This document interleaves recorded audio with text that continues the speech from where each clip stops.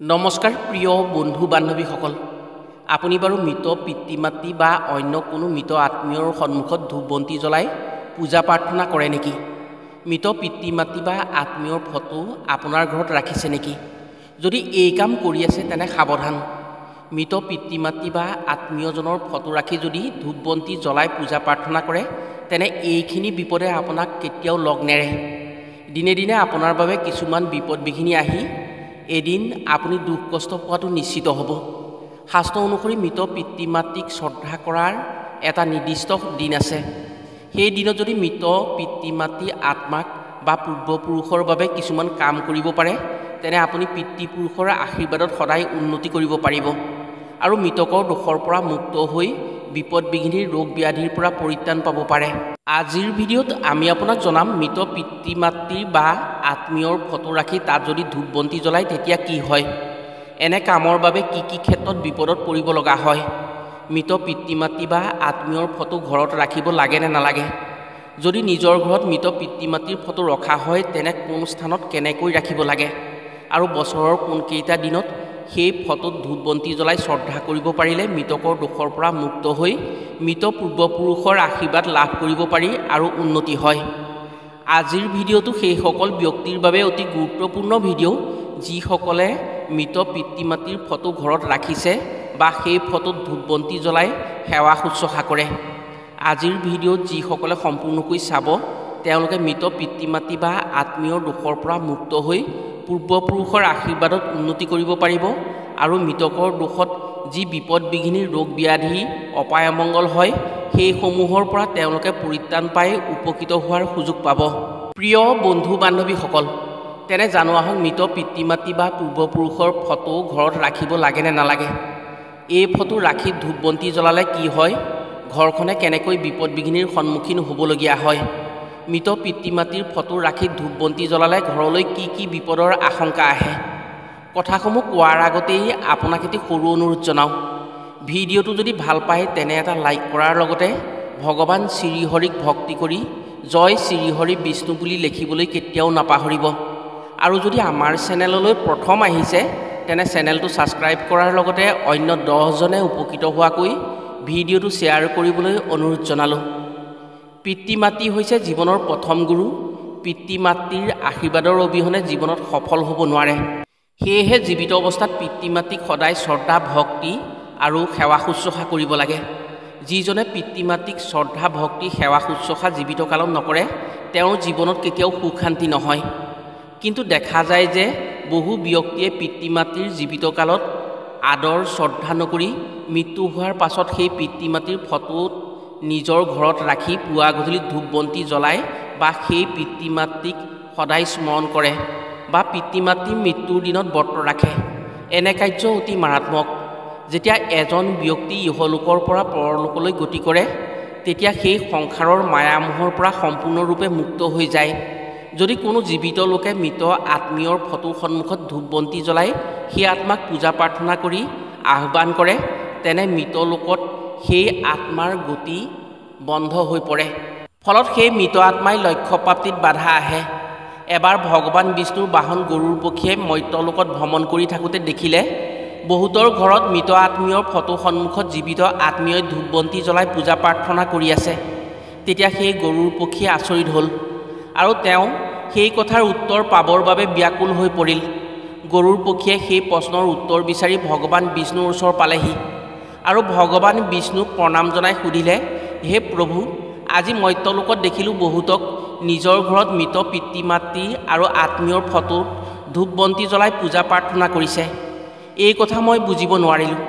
আপোনাৰ পৰা জানিব বিচাৰোঁ, মৃত পিতৃ মাতৃ বা আত্মীয়ৰ কোনো ব্যক্তিৰ মৃত্যুৰ পাছত সেই ব্যক্তিৰ ফটোত যদি ধূপবন্তি জ্বলাই পূজা প্ৰাৰ্থনা কৰা হয় তেনে কি হয়, কেনেকৈ পূৰ্বপুৰুষৰ আশীষ লাভ কৰিব পাৰি আৰু কেনেকৈ পূৰ্বপুৰুষৰ আশীষত এজন জীৱিত ব্যক্তিৰ জীৱনত উন্নতি আহে। তেতিয়া স্বভাৱসুলভ হাঁহিটো মাৰি ভগৱান বিষ্ণুৱে ক'লে, হে পক্ষীৰাজ গৰুৰ, তোমাৰ যি প্ৰশ্ন আছে, তুমি যি প্ৰশ্ন কৰিছা সেই প্ৰশ্নৰ উত্তৰ মনুষ্যৰ বাবে অতি গুৰুত্বপূৰ্ণ।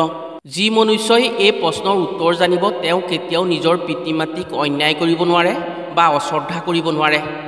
যিসকলে মৃত আত্মীয় বা মৃত পিতৃ মাতৃৰ ফটো ৰাখি প্ৰতিদিনে পূজা প্ৰাৰ্থনা কৰে তেওঁ জীৱনত ভাল কাম কৰাতকৈ বিপদৰহে আমন্ত্ৰণ কৰে। হে পক্ষীৰাজ, যেতিয়া কোনো মনুষ্যৰ মৃত্যু হয় সেই মনুষ্যই সংসাৰৰ সকলো মায়া এৰি গুচি যায়। তেওঁ মৃত্যুৰ পাছত যদি কোনো আত্মীয়ই সেই আত্মাক স্মৰণ কৰি পূজা প্ৰাৰ্থনা কৰে তেনে সেই আত্মা লক্ষ্যভ্ৰষ্ট হয়। সেই আত্মাক পুনৰ সংসাৰৰ মায়াৰে বান্ধিব বিচৰা হয়। যেতিয়া মনুষ্যই নিজৰ আত্মীয় কুটুম্বক চিৰদিনৰ বাবে হেৰুৱাবলগীয়া হয় তেতিয়া কেতিয়াবা মনত পৰাটো স্বাভাৱিক। কিন্তু যেতিয়া কোনো আত্মাই এই পৃথিৱী ত্যাগ কৰি পৰৱৰ্তী জীৱনৰ বাবে আগবাঢ়ে তেতিয়া সেই আত্মাৰ কাম হ'ল পিছৰ জন্মলৈ যাত্ৰা কৰা। সেই যাত্ৰাৰ সময়সীমা স্বয়ং বিধাতাই নিৰ্ধাৰণ কৰে।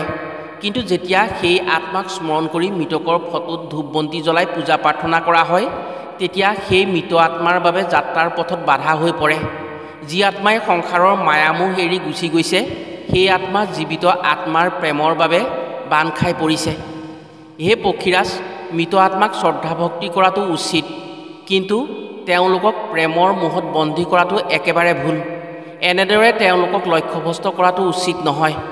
সঁচা ভক্তি সেয়াহে যিয়ে আত্মাৰ মুক্তি বিচাৰে।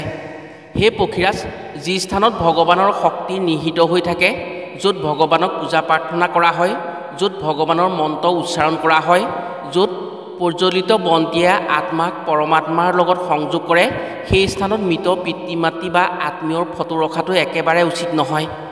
যেতিয়া পূজা প্ৰাৰ্থনা কৰাৰ স্থানত মৃতকৰ ফটো ৰাখে তেতিয়াই অজানিতে দুটা বেলেগ বেলেগ শক্তিৰ সংযোগ হয়। এনে কৰিলে আত্মাই কষ্ট পোৱাৰ লগতে ঘৰখনত শান্তি নষ্ট হয়। ভগৱানৰ স্থান সদায় পূজাৰ স্থলীত আৰু মৃতকৰ স্থান সদায় শ্ৰদ্ধা আৰু স্মৃতিত। যিখন ঘৰত এই দুয়োখন স্থান বেলেগ বেলেগ হ'ব সেইখন ঘৰত সুখেৰে ভৰি পৰিব।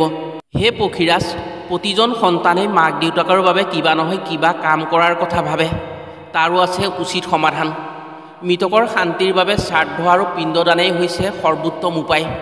এই আধ্যাত্মিক কৰ্মৰ দ্বাৰাই আত্মাই পৰৱৰ্তী যাত্ৰাৰ বাবে সাহস আৰু শক্তি লাভ কৰিব পাৰে। হে পক্ষীৰাজ, ইয়াৰ উপৰিও ভাদ্ৰ পূৰ্ণিমাৰ পৰা মহালয়া অমাৱস্যাৰ মাজত যি সময় আছে সেই সময়ক তৰ্পণৰ শুভ সময় বুলি মনা হয়।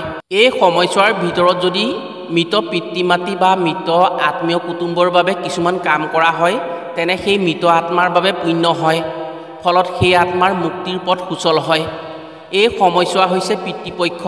এই সময়ছোৱাৰ ভিতৰত যদি কোনো জীৱিত আত্মীয়ই মৃত আত্মাৰ কথা শ্ৰদ্ধা ভক্তি কৰি পিণ্ড দান কৰে বা মৃত লোকৰ বাবে ভোকাতুৰৰ ভোগ নিবাৰণ কৰে তেনে সেই আত্মা পৰলোকৰ পথ সুগম হয়।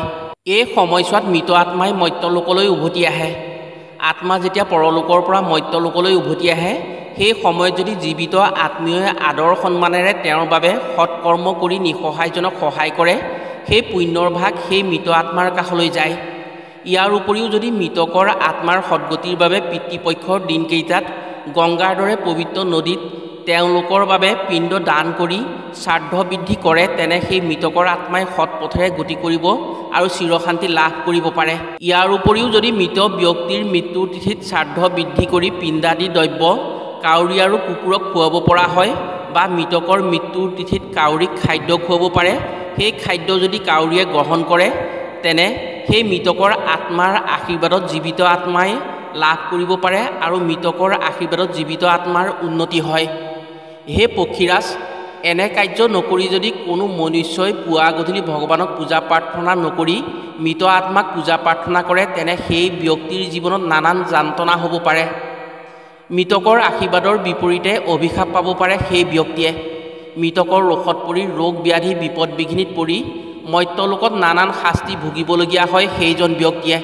হে পক্ষীৰাজ, পিতৃপক্ষৰ দিন যেতিয়া চলি থাকে সেই চলি থকাৰ সময়ত কোনো জীৱিত আত্মীয়ই যদি মৃত আত্মীয়ৰ পুণ্যৰ বাবে দক্ষিণমুখীকৈ অৰ্থাৎ ঘৰৰ দক্ষিণ দিশত দক্ষিণমুখীকৈ মৃতকৰ নাম স্মৰণ কৰি বন্তি প্ৰজ্বলন কৰে তেনে সেই মৃতকৰ আশীৰ্বাদত তেওঁৰ আলোচ্য ভাৱবোৰ বাস্তৱায়িত হয়। যি মনুষ্যই এইসমূহ কথা জানে তেওঁৰো ইহলোক পৰলোকৰ সাৰ্থকতা আহে। প্ৰিয় বন্ধু বান্ধৱীসকল, এইসমূহ কথা শাস্ত্ৰসন্মত কথাহে। ভগৱান বিষ্ণুৱে গৰুৰ পক্ষীক তেওঁৰ প্ৰশ্নৰ উত্তৰত এই কথাখিনি কৈছিল। যদি আপোনাৰ ঘৰতো এনে ভুল কৰি আছে তেনে আজিৰ ভিডিঅ'ৰ জৰিয়তে নিশ্চয় উপকৃত হ'ব পাৰিব। আজিলৈ ভিডিঅ'টো ইমানতে সামৰিছোঁ পুনৰ অন্য এটি ভিডিঅ'ত লগ পোৱাৰ প্ৰতিশ্ৰুতিৰে আজিলৈ আহোঁ সকলো ভালে থাকক সুস্থ থাকক ধন্যবাদ